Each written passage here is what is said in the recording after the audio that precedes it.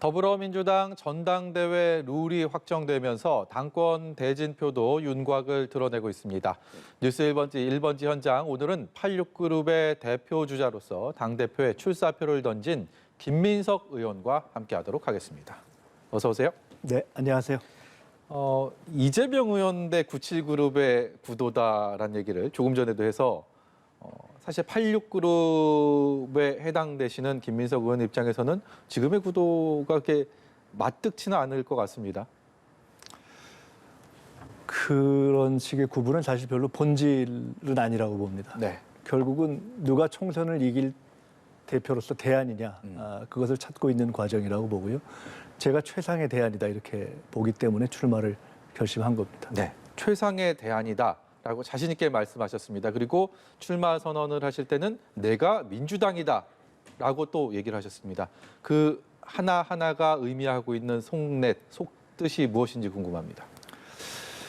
총선 승리 대표, 그 대안이라는 것은 당을 하나로 만들면서 윤석열 정부가 지금 헤매고 있는데 국정을 확실하게 끌고 갈 수 있는 그러한 역량이 있어야 되는 거죠. 저는 시대 정신을 읽으면서 윤석열 정부를 리드해갈 자신이 있고 예. 또 큰 선거를 성공적으로 이끌어본 또 그런 경험이 있고 사정 정국에 끌려다니지 않으면서 당의 도덕적 권위를 세우면서 상대할 자신이 있습니다. 내가 민주당이다 이렇게 말씀드린 것은 사실은 민주당의 지금 근본적 문제는 당장은 대선과 지선 패배의 책임을 성찰하는 것에서 출발해야 하지만 더 근본적으로 우리 당의 지지층 또는 전통적 지지층 또는 호남의 지지층까지가 흔들리고 있는 이유는 민주당 다움이 지금 흔들려서 그렇습니다. 민주당 다운 도덕성, 가치, 정체성, 포용성, 태도, 예. 언어 이런 것들을 회복해야 되는데 그것은 저는 정치를 하면서 정말 당을 사랑하면서 무한 책임감으로 민주당에 대한 무한 책임감으로 정치를 해왔고 지금이야말로 그런 무한 책임감을 가진 분들의 뜻이 모여야 되는 것이 아니냐. 이것은 어떻게 보면 민주당 다음이라는 것의 가장 근본에는 김대중 정신, 노무현 정신이 있고 선당 후사라고 볼 수 있는데 누구누구의 민주당 이런 식의 접근도 아니고 누구를 위한 또는 사적인 판단을 우선하는 것이 아니라 정말 선당 후사, 선공 후사의 그런 판단이 필요한 시기다라는 것을 강조한 겁니다. 당대표가 사정당국에 끌려다니면 안 된다라는 그런 의미의 말씀하셨는데 이재명 의원을 말씀하시는 걸로 이해해도 됩니까? 검찰 국정을 시작한 거 아니겠습니까? 능력이 없기 때문에 윤석열 정부가 지금 전방위적 사정 정국을 시작하는 것이기 때문에 한편으로 우리는 당을 도덕적 권위로 하나로 만들어내고 통합적으로 이끌어가면서 저들의 그런 어떤 사정 정국에 휘말리지 않을 그런 또 지혜도 가져야 되는 거죠. 이 전당대회 룰이 정해지는 이 과정도 순탄하지는 않았습니다. 이 과정은 어떻게 지켜보셨습니까? 저는 출전한 입장이기 때문에 개별적인 입장을 얘기하지는 않았지만 네. 원래 갖고 있는 지론이 단일성 집단 지도 체제가 맞다. 그리고 당원과 국민의 여론은 조금씩 늘어가는 것이 맞다. 이런 입장을 가지고 있었습니다. 네. 당원과 국민의 여론은 늘어나는 것이 맞다. 네, 그건 제 지론입니다. 그렇다면 지금의 전대룰에 있어서는 그렇게 큰 불만을 가질 여지는 없어 보입니다. 대표와 관련된 부분도 있고 최고위원과 관련된 부분도 있는데요. 예.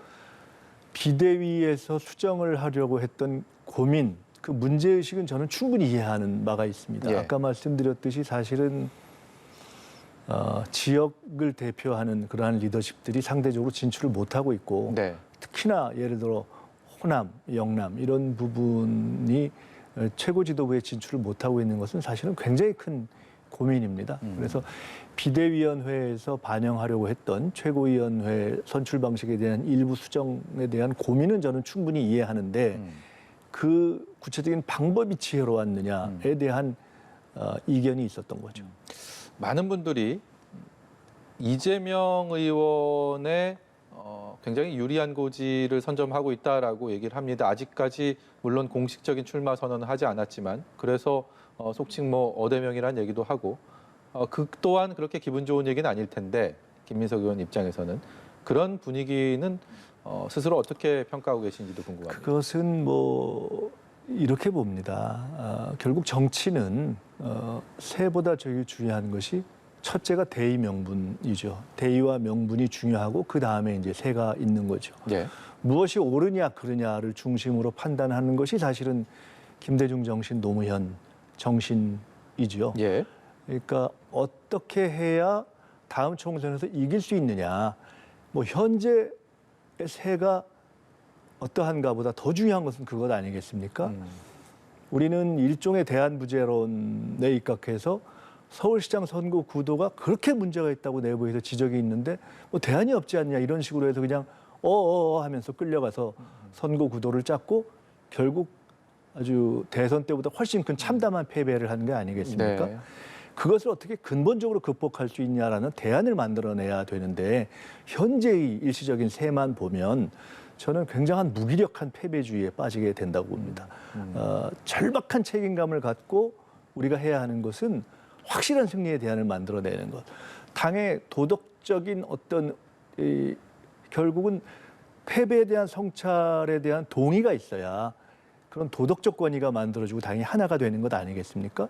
그것을 하나로 만들어내고 그리고 확실하게 이 정부 여당을 리드할 수 있는 체제를 만들어내는 것.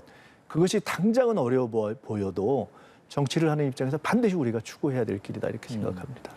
이재명 의원이 당대표 되면 민주당 분당될 수도 있다 이런 우려를 앞서서 표명하신 적이 있으신데 지금도 제가 마찬가지입니까? 이대로 가면 또 깨질 수 있다 이렇게 얘기한 것은 이대로 가면 또 선거에 질 수 있다 이렇게 얘기한 겁니다. 근데 그것을 이제 워낙 당내 갈등이 심해지니까 예. 그런 분당 우려로 받아들인 분들도 있는데요.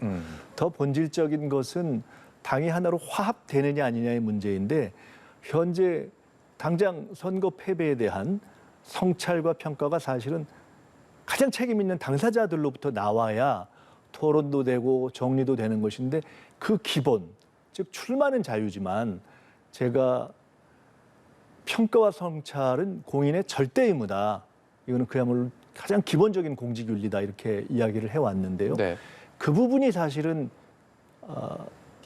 정리가 되지 않고 있기 때문에 저는 그 갈등이 해소가 되지 않고 계속 이렇게 곪고 있다고 봅니다. 지금 민주당에서는 이런 안팎의 어려운 상황에서 후배 정치인들 97그룹이라고 통칭을 합니다. 재선에 90년대생 90년대 학번 70년대생 정치인들이 저마다 이번에 당대표에 출사표를 던졌습니다. 조금 전에 박주민 의원까지 던졌으니까 이제 나올 만큼 다 나온 것 같은 느낌이 드는데요. 그런 후배 정치인들에게 좀 한 말씀 해주실 말씀 있다면 어떤 게 있을까요? 좋습니다. 여러 도전은 늘 좋은 것이고요. 그래서 원래 그렇게 그룹으로 해서 단일화를 했다면 그것도 하시는 것이 좋고 문제는 지금 국정을 윤석열 정부에 맞서서 리드하고 총선 승리까지 끌어갈 역량이 있느냐. 그것이 핵심이고 본질 아니겠습니까? 경험이라는 측면입니까? 저는 사실은 18년 동안 이 야인으로 그랬죠. 한편으로는 국제적인 시각을 또 한편으로는 시민의 시각에서 정치를 보면서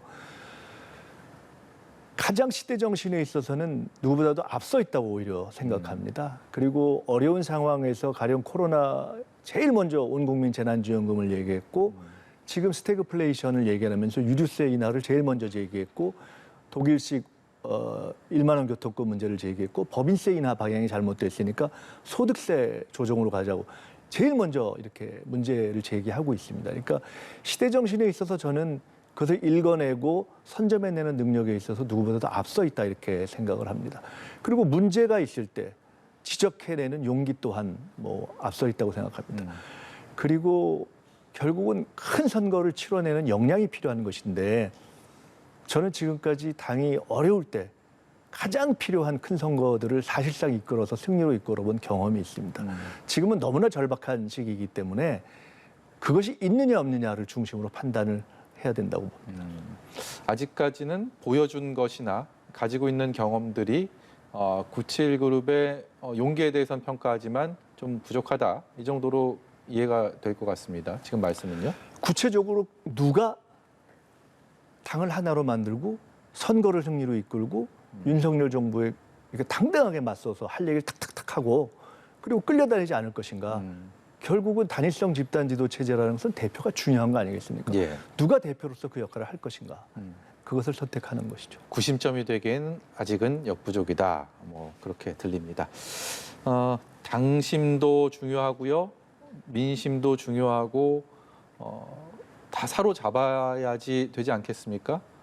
비교적 일찍 이제 출마 선언을 하신 셈인데 앞으로 어떤 노력들, 그 가슴 속으로 들어가기 위해서 어떤 노력들을 하시겠습니까? 출마 선언은 사실은 조금 늦었죠. 그런데 최근에 나온 조사를 보니까 뭐 일반 조사에서는 차이는 좀 나지만 3등, 그다음에 당 지지층과 호남 민심에 있어서는 2등 이렇게 나는 걸 봤습니다. 예. 그래도 감사한 출발이죠. 첫째는 역시 우리 당의 어떤 정통적인 기본이 되는 지지층의 이 마음의 회복을 저는 하는 것이 제일 중요하다고 봅니다. 그러니까 기본을 회복하는 것이 중요하다고 보고요. 그리고 역시 민생 드라이브를 세게 걸어야죠. 그 부분에 대해서 이미 저는 지금은 초유의 스태그플레이션, 초유의 경제 위기가 예고되고 있기 때문에 이러이러한 제안을 해야 된다고 해서 사실상 당내에서 가장 먼저 제안들을 하는 내용들이 있기 때문에 또 준비된 것들을 계속 내놓겠습니다. 예, 알겠습니다. 현안도 좀 여쭤봐야 될 것 같은데요.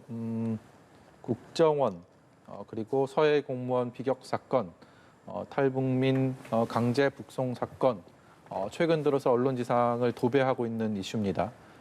이 뭐 진실이 무엇인지에 대해서 국민들 좀 혼란스럽고요. 정치권의 공방이 워낙 격화되다 보니까 이제는 사실 좀 피로함을 호소하는 국민들도 많은 것 같습니다. 이 사안에 대해서는 어떻게 보고 계십니까? 저는 대통령과 정부가 너무 한가하다고 생각합니다. 지금 사실 초유의 경제 위기, 정말 우리가 겪어보지 못한 경제의 혹독한 겨울이 오고 있는데 무엇을 제일 먼저 해야 하는가 저는 선후를 못 가리고 있다고 봅니다.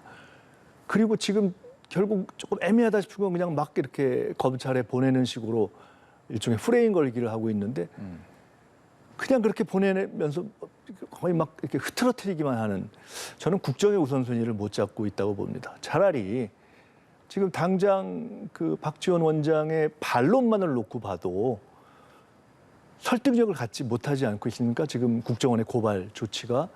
그리고 그렇게 문제가 있으면 당사자 조사부터 했어야 되는 거 아닙니까? 그렇기 때문에 저는 차라리 어제도 말씀을 제가 SNS에 드렸지만 당장 국정조사를 해서 아주 신속하게 명명백백히 밝히는 것이 좋다고 봅니다. 정부가 사실은 경제대처에 유능함을 보여야 되는데 제가 볼 때는 자신이 없고 계속 인사 문제라든가 문제들이 생기니까 차라리 그냥 덮기를 하는 것 아니냐, 이렇게 국민들이 그렇게 보실 것 같습니다. 예. 시간은 거의 다 됐는데요. 마지막으로 한 30초 정도 당원들께 그리고 국민들께 드리는 말씀 하실 시간 드리도록 하겠습니다.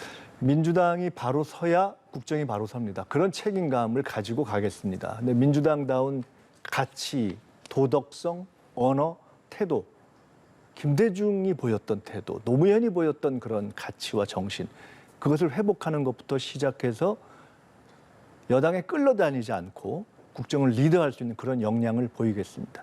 가장 역량 있게 총선을 이겨낼 수 있는 그러한 대표가 되겠습니다. 예, 더불어민주당 당대표 출사표를 던진 김민석 의원 만나봤습니다. 오늘 말씀 고맙습니다. 감사합니다.